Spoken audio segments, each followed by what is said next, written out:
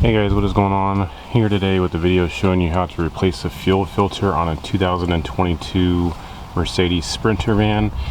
This is the 3-liter turbocharged V6 diesel engine, so I'm not sure if this would apply to any other engines, but this is what this engine is. The fuel filter is actually located just underneath the air cleaner here, kind of right down there where those two fuel lines are going into it. And there's a connector here. It's not too hard to get to, but you will want to move the air box out of the way. You might be able to leave this intake tube intact. I'm going to try to, because I think there is a seal that is attached to the inlet of the turbo that you might have to replace in case you pull this hose off or damage it by accident. So I'm going to try my best to just leave that alone if I can. I might not be able to, but we'll see when we get there. I did just do an oil change on this, so if you guys want to check the channel for how to reset your oil service reminder, definitely check that out. But let's just get right in and pulling this off. This whole air cleaner is actually just sitting on some rubber, grommets here, two here, and then it's just, I don't know if you can really see, it's just kind of slid on the back over here, kind of just resting on this here bracket. So it's really not hard to take off. You'll need to unclip these connectors. This one just has little squeezy tabs right here. You can just squeeze and pull off like that. This one has a little white tab right in the middle of it that you need to use a flathead screwdriver, which I don't know what I did with. Oh, there it is.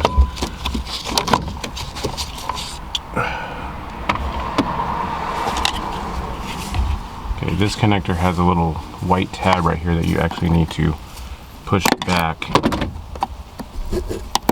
just slightly, like so. And then what's supposed to happen, you're supposed to be able to squeeze this white part down and pull this off the connector like that. So this is also, excuse my camera work here, this is also zip tied right here onto a connector.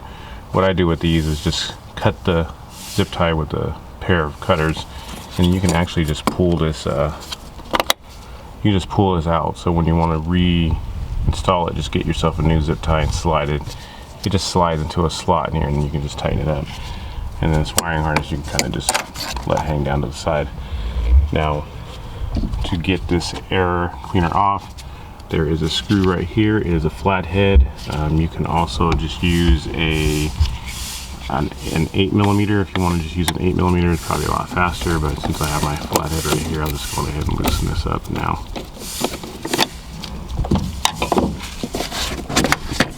Like so. And it just pulls off, just like that. On this side, you have the jump start lug here for the positive. If you just feel just underneath this thing, I don't know if I can really see it, there's just underneath it, there's a tab that you can push that way, and that'll allow you to lift this straight up out of here like this, and you can just set it down to the side. You see, this is the tab I was talking about. If you just push it, it'll release it. And after this thing is ready to just, oh, well, nope, I forgot. There is this connector deal right here, which I think just comes up. No, it might not. I might either just try and take it out right here, which you might just be able to kind of like push this down. You can see this little tab on the inside. If you push it down far enough, you should be able to slide this off of the tube. But I don't know. We'll see how I'll do that here in a minute.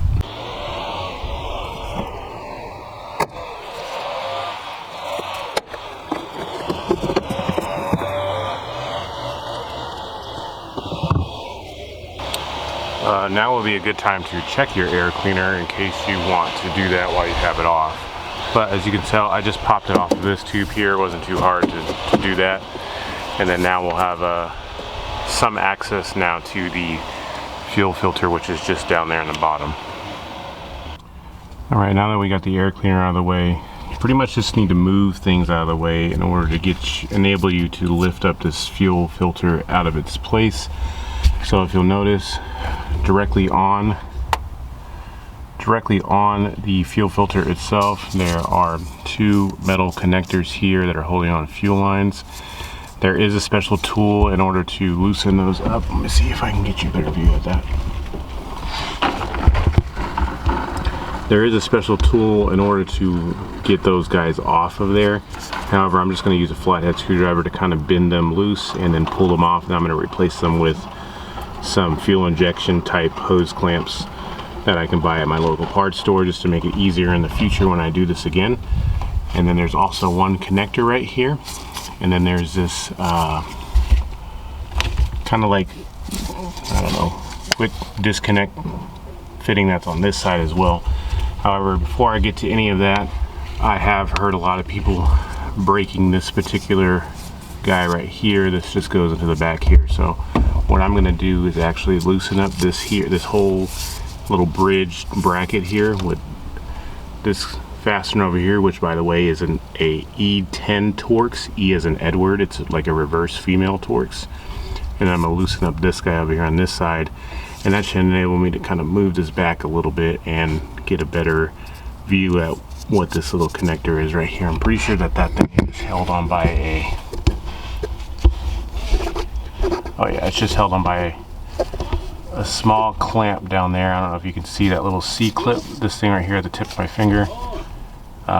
You can actually just pull that out and that'll loosen that up, but I'm not going to do that right now. I'm actually just going to take these two fasteners off, and I'll get to that in a minute.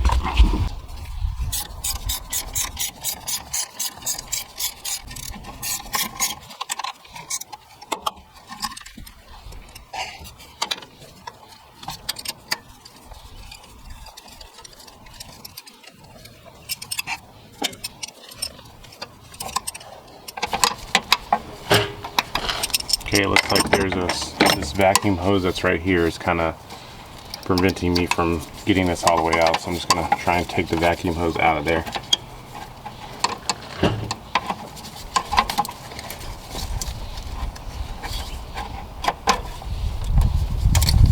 That way I can just kind of move this back like this. This hose right here was in there. Okay, so now we're looking at this whole little setup here. Now there may be some fuel pressure in this. I honestly am not sure at all. I don't know how to, you know, bleed it or allow it to not have any pressure. I do know that this truck's been sitting here for probably about 2 hours now. I just did the oil change on it, so I don't know. I'm just gonna take the lines off and hopefully I don't get too messed up, I guess. But let me show you guys how to take the electrical connectors off, and then we'll go from there. Okay, so as we're looking down at the fuel filter, you'll notice that it has this big giant connector right here, and just to the left of that is this little guy right here. If you just stick a pick in the side, on the left side of this particular connector, you can see there is a small like plastic, I don't know what you call it, plastic like cotter pin type deal that's holding it into place there. Let's see if I can focus on it for you. I don't know if it will focus on it, but it's just down there. You can see that little clip right there. It just pops straight up. I'll go ahead and remove it. This little guy right here. So don't lose that. I'm sure you need that.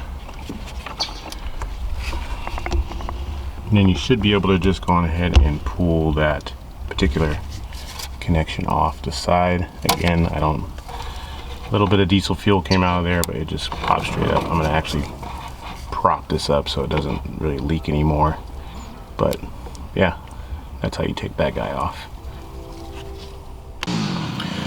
Alright, you'll have to excuse the background noise. The landscaper is just back there. So the next thing we're going to want to do is to remove this connector off, this big connector that's here, this black connector right here. What I'm actually going to do is take off this connector just to the left of it with this little white tab right here. It's the same type of tab that was on the air cleaner. You just pop the thing back and then squeeze the tab and pull it off. I know you won't be able to see it, but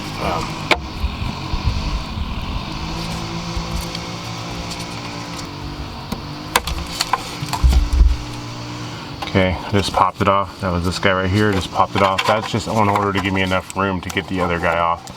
And in order to take this big connector off, there is just one little tab that's right here. Granted, it might be a little bit hard to get this guy off. I'm not exactly sure, but you just push the tab straight down, which is just right where my screwdriver is right here. Just push the tab down.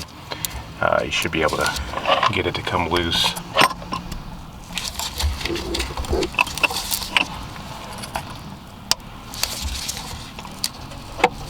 Might be kind of hard to get these guys started though.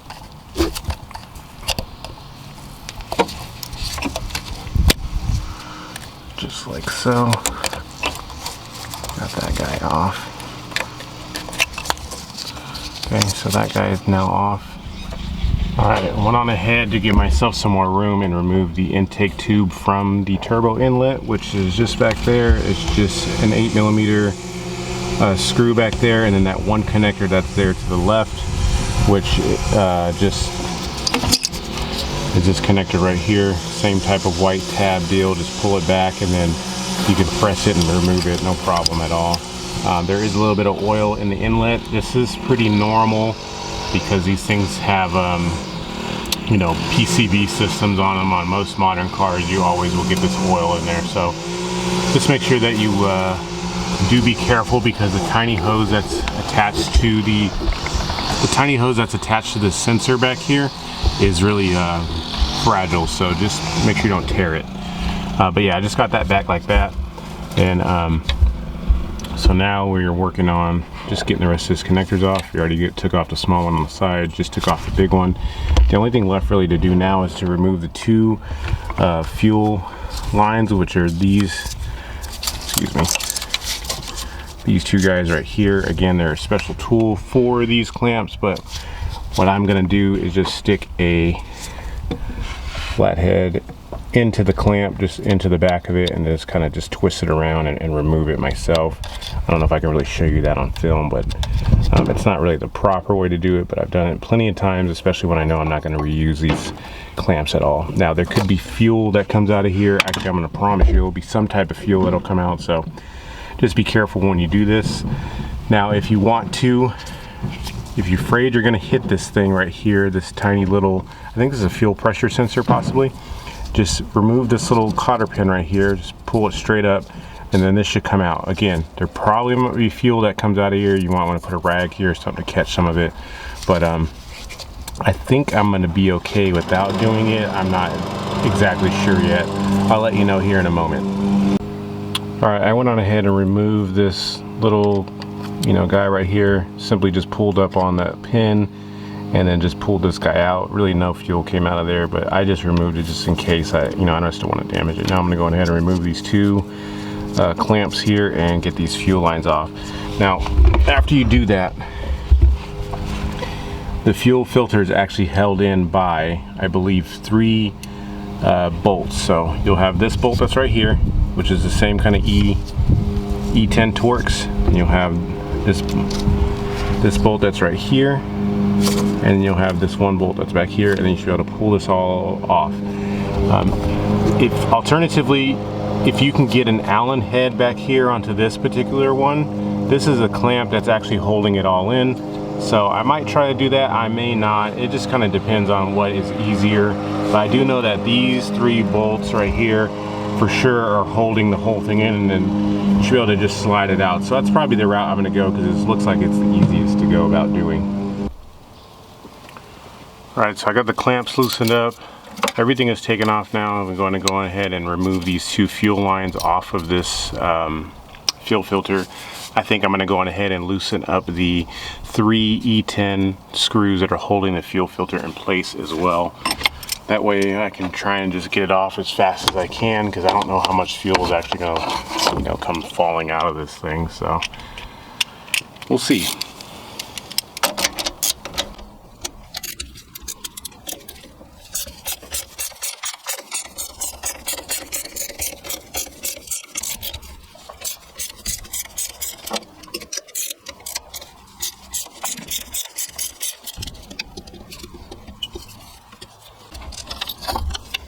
You got one off. Nothing really came out of there, so that's good.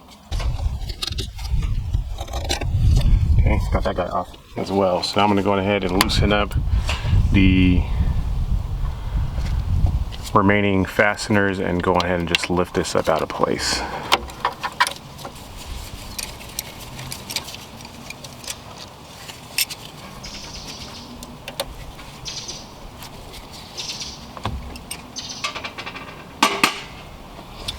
so everything's loose, so this should just come straight out like this.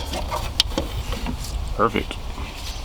Alright, so now you got the fuel filter out. As I was saying before, there is an Allen right here. You need to actually take this screw out and remove this whole bracketry and transfer it over to your new fuel filter before you install it. If you want to try and clock it correctly, you can kind of just eyeball it and get it into place, and then go on ahead and tighten up this clamp back onto the new fuel filter. Alright, so I went on ahead and transferred the bracket over to the new fuel filter, as you can see here. I actually bought this one at O'Reilly Auto Parts. I don't know what the part number is, but you just go to any of your local parts store and they should have it. Oh, the part number is right here, is SF8513. And so I have this bracket kind of just loose on here, so in case I need to maneuver the filter around inside there, I can. But I'm just going to set this back down into place. I'm going to leave these protective connectors on for now, because I do got to go to the store and get some clamps for these guys. But I'm just going to slide this guy right back down in here right now, and then I'll go on ahead and just screw the screws back into place.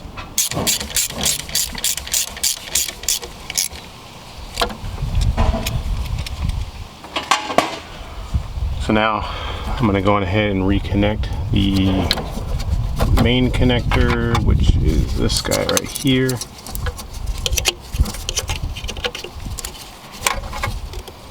Try and get that guy on there.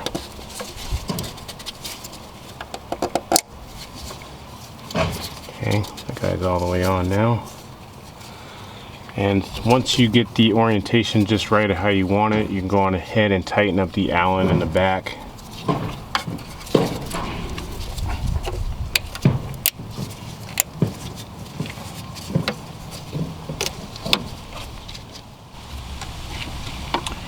Alright, so I've gone ahead and put on 2 new hose clamps down here on the lines. You can see, well, we already connected this here connector to this sensor. Don't forget to put the little plastic circlip back in there.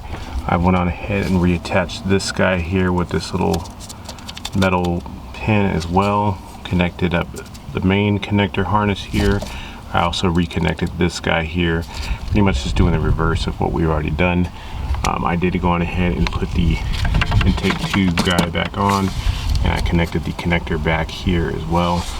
You gotta slide this back under this thing. Remember that this hose right here goes in this little clamp that's just right down here, and then you can use the 2 E10 Torx screws to tighten those guys back on.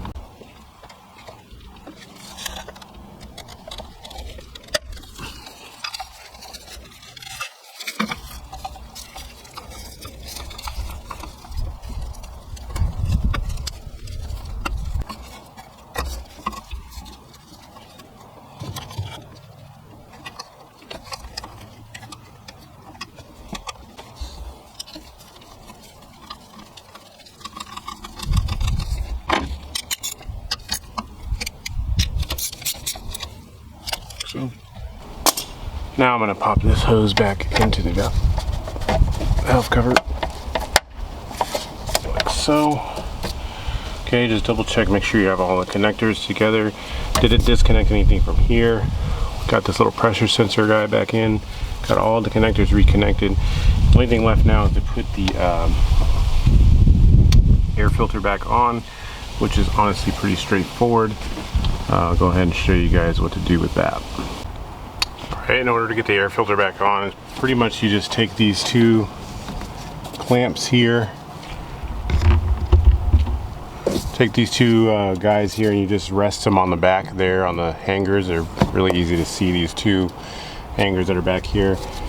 Hook those into place, and then you also want to make sure you get this tube right here, just push it into the housing, and then the 2 front pieces just snap down into these rubber grommets right here. And then don't forget to reconnect the connectors on the side that you took off. One over here, pretty sure it's the intake air temperature sensor, and then the mass air flow sensor. They just reconnect, simple as that. And then you put the clamp, sorry, it's so windy, I'm sorry. You just put the clamp back on the big pipe here coming on the side, and So I hope that this video was helpful to you guys. If you have any comments, just ask them in the comment section down below. If it's your first time in the channel, I appreciate you guys stopping by, and I appreciate you guys always supporting the channel as usual. So hit the subscribe button, hit the like button, and I'll see you guys on the next video.